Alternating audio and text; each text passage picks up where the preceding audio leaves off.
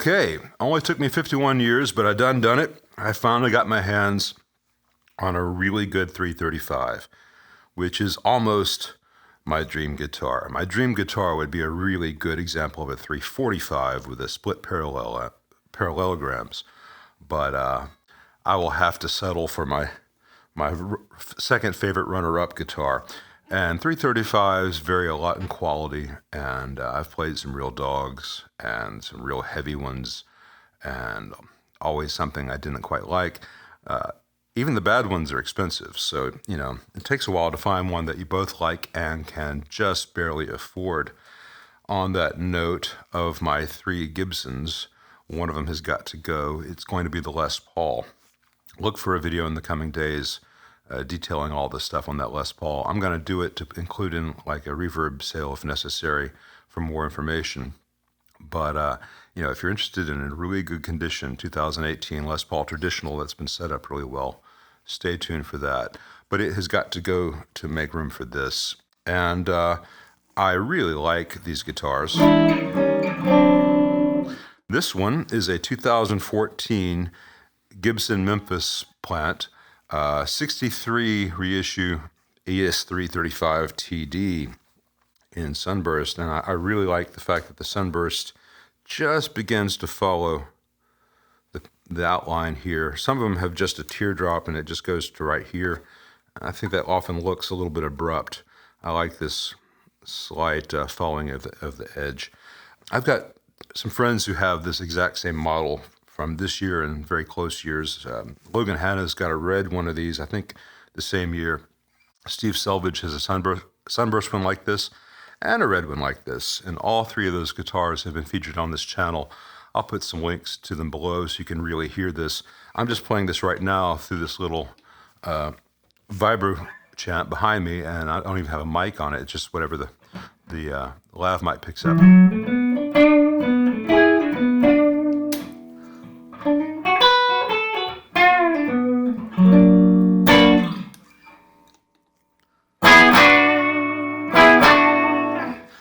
Anyway, you'll get the chance to hear this guitar in many, many videos for years to come. It is not a historic reissue, but they are calling it the 63 reissue. It's kind of right in between one of the custom shop historics and a production guitar. It looks the part. It's got the double ring cloisons, which work really well. I like them much better than Grover's myself. The neck thickness and profile is similar to most mid-60s I've played, and early 60s. It's about right down here. By the time you get up here, it's a little bit thicker than most of the vintage ones, but I like that. It feels very comfortable, and I can still wrap my thumb over for a lot of my favorite stuff. It just feels really good in the hand.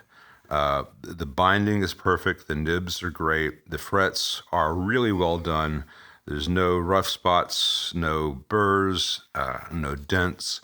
No high frets, no low frets. There's just no issue here. There's no ramping. There's not much space for there to be a ramp on a 335.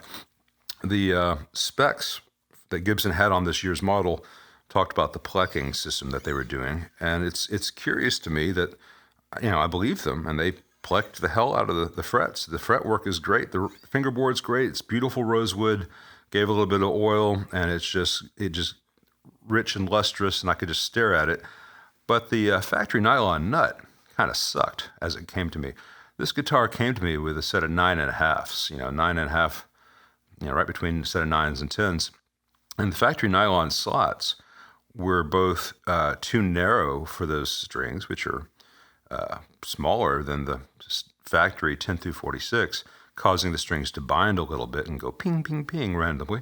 But the slots were also way too high. So if I fretted at the third fret and then pressed at the first, there's a lot of daylight there, and those strings were really moving. So I went in here with some fret files and slightly widened the slots and deepened them so that the intonation's good here for an E major. That G sharp if that's at all sharp, just sounds painful. So the intonation's good in the first 5 frets. It's comfortable to play down here. I slightly increase the behind the witness point angle and slightly curve things so the strings are going to bind less. And I stopped there because I love this guitar, and I'm gonna have my friend Bobby Scobie put a new note on it. So I just had to get it good enough and let him make it perfect. So that was an odd thing that the Plek didn't really address the factory nylon nut, which was not really well set up. The rest of it is pretty close to actual historic specs. There's some things that are wrong. The ears are a little pointier than they are on an actual 62, 63, 64, but I like the look. I don't like the look of the Mickey Mouse from late 58 through 61. If you do, that's fine. But I like this look. You know, this is the outline more or less of the Clapton 64 that we are all told to worship. So I don't mind that the ears are a little bit pointier.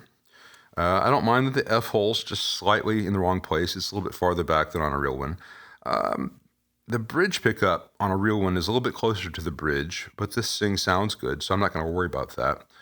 The pickups in here are the Memphis historic specs, which are rumored to be modeled after some fantabulous sounding 59 or other. I think it's Alnico 3 and Alnico 2, based on the literature. And they made a big deal in the literature for this year's model of having 550K pots. Now, I have not measured the pickups out of the circuit because it's a pain in the butt to do with a 335, and I'm not going to open this up unless I need to do a service on it. It sounds great.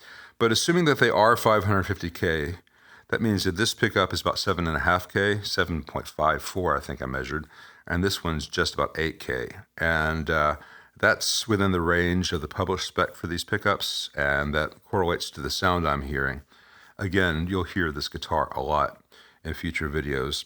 If you want to hear the same year a model being played to the nth degree, Greg Koch has got a couple of videos up on Wildwood's site of him playing 2014, 2015 Memphis Historic Spec 63 335 reissues. Go check out Greg Koch, and then you'll never want to play guitar again because in addition to being a stunning personality on the internets, his hands do crazy things that I can't even begin to replicate. For instance,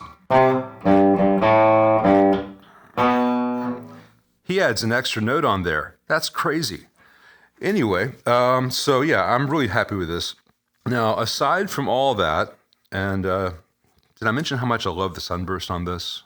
Where it's not the teardrop, but yeah, I did. I mentioned it. I stare at guitars. I'll just sit there on the couch and look at them. I'm not the only one, right? Okay, cool. So while this is my dream guitar, as it came in, it had a couple minor nightmares. So let me tell you the things I had to do to get it to be actually dreamy. In this shot, you can see two issues here if you really know what you're looking for, and there's a couple of issues you can't quite see. Number one, someone installed the neck pickup ring backwards, and that throws the angle of the pickup off in relation to the strings and just puts it on a different plane. That's almost purely cosmetic, but it bothers me. Easy to fix, though. Second, and more importantly, the neck angle on this guitar is a little bit steeper than that on most actual 63s. It's within the margin. It's within the tolerance of an acceptable one, but just a little bit on the high side. And as a result, the bridge ends up being farther away from the body than on other 335s. And here you can see the bridge on the 335 compared to the lower bridge on the SG, and that's determined by the shallower neck angle on the SG. But once the bridge is up that high, this introduces an issue which is all too common with ABR two-pneumatic bridges. Someone had cranked the tailpiece all the way down, probably for a number of years, and that causes two problems. One of which is just kind of irritating in that it causes the strings to contact the rear edge of the bridge, which gives you a new witness point, new point of friction, and can affect tuning stability and increase string breakage. Worse than that, however, is that over time, that extreme pressure behind the bridge can cause a two-pneumatic ABR1 bridge to start to collapse. That is, to go from having the top being flat to the top being concave. And when that happens, eventually the bridge will break. But before that, the saddles for the D and G and B and A, which are supposed to be higher than the outer saddles, begin to sink. And all of a sudden, the strings in the middle of the neck are barely high enough to play. So you raise the entire thing so those strings are good, and your E's are way off the fretboard, and it's just not optimal. So this guitar, though it's a little bit difficult to see in this, was just beginning to have that process start. There's just a slight concavity to the top of the bridge, and the saddles were beginning to sink, and the radius at the bridge was off. The string radius was off. Number two, though it's a little bit hard to see in the picture, the nylon saddles on this guitar had many extra string slots and were just kind of abused. They don't last forever. So it's time to change all that out. I wanted a bridge that was not sinking. And so I went to look at what I had, and I had some Faber hardware that I'd used on the Les Paul, and I took it off the Les Paul and put the original hardware back on the Les Paul for sale. But if I were just to put the Faber stuff, which is all shiny new nickel, on this VOS aged guitar from Gibson, it would look odd. The shiny new bridge would just look really odd against the aged pickup covers. I'm generally opposed to artificially aging guitars. Here you can see the nickel hardware on my SG. I've been playing this guitar a lot for about 2 years, and the nickel still looks pretty new. It will look new for a good long while. Eventually it will begin to have that worn look that people want to have instantly. But usually I'm content to say, if I want my guitar to look like it has decades of playing time, I'll give it decades of playing time. But on this 335, I just didn't want to have it mismatched. I thought that would be odd. So I took the Faber Tone Lock AVR bridge, which is a wireless bridge, and the saddles don't fall out of the bridge. And I aged it to match the pickups. And I didn't think Gibson did all that great a job artificially aging the tailpiece the guitar came with either. Either that or it wasn't original to the guitar. It is a Gibson lightweight tailpiece, but it is much shinier than the other original hardware. So I also aged the Faber Tone Lock lightweight aluminum tailpiece I already had. Now, when it comes to the aging, I didn't want it to look relict or abused or rusty. I just wanted to match the look of the nickel pickup covers, just take the shine down a little bit. Since I know you'll ask, the way I did it was I took the nickel hardware and put it in a good-sized Tupperware container and put a small bowl inside the container, and then poured some distilled white vinegar in the bowl, making sure the vinegar didn't spill into the rest of the container. Then I put the lid on the Tupperware, and I let it sit for about 18 hours with the cover on. Every few hours, I would open up and move parts around so things would get even exposure. But for the most part, it was just a matter of putting it to the side and being patient. It's cheap as long as you have some time, and you can take it out whenever you've reached where you want it to be. And I just wanted to match the non-newness, and it doesn't hurt anything. Yes, I know about muriatic acid and I know about PCB etchant, but those things can often be overkill. White vinegar is very inexpensive, and it's non-toxic, and there's no cleanup concerns or risk of burning out your lungs, etc., etc. And it did the job just right, because I wasn't trying to make this look like it had been played in a roadhouse and never cleaned in its life. I just wanted it to look less new, like the original pickup covers. After I took it out of the bath, I washed it in very hot soapy water, and then I rinsed it in some distilled water, and then I heated each component up, each metal bit up with my heat gun to drive off all water. And then I took some Tri-Flow lubricating oil and hit the threads of the intonation screws and saddles and worked those back and forth. I didn't want any of the aging that I had done to affect the way it would operate. And I'm really pleased with how it came out. It looks the part, still functions perfectly, and it'd be hard to tell that any work had been done if I hadn't told you. So now the string radius of the bridge is correct. And given the bridge height and neck angle, I decided to do top wrapping. I like the way it feels on my right hand, and it matches the feel I get on the SG. This way the tailpiece sits tight against the body for sustain, but the strings will not hit the back of the bridge, and the new bridge will not collapse from too much tension. So this is a nice way, I think, to handle the steeper neck angle on this individual guitar. You can see in the photo that the new Faber bridge has the nickel-plated brass saddles rather than the nylons of the original bridge. I like the sound of nylons. I use them on my SG. I'll order a set to put on here, but I'm not in a rush to do that. I'll just have to make do with the brass saddles for a little bit. Life is hard. Any aging beyond this point, I've made it match. It looks good. Anything else will just take time and actual playing. Faber Tone Lock. Let's talk about that. It sounds like so far I've been doing an advertisement for them. Well, I guess I am, but I'm not getting paid to do that. This is not a paid sponsorship. I've just tried a lot of things out there, and I like their system.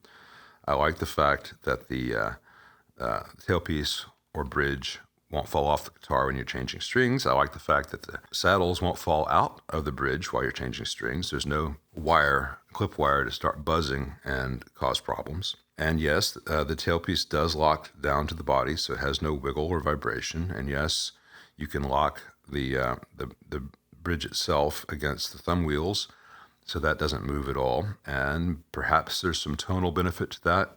I will say this guitar sounded good before I changed it. It sounds good now. I'm very pleased with it. I'm not really here to chase the magic beans, but I like the way it feels and plays, and I know that it's going to be good for a long time to go. Oh, I also, you can see I flipped the ring on the neck pickup, and this pickup is much closer to following the plane of the strings now, which makes me happy. Anyway, I really love this guitar, and I look forward to spending many more years getting to know her better. You could say I'm a little bit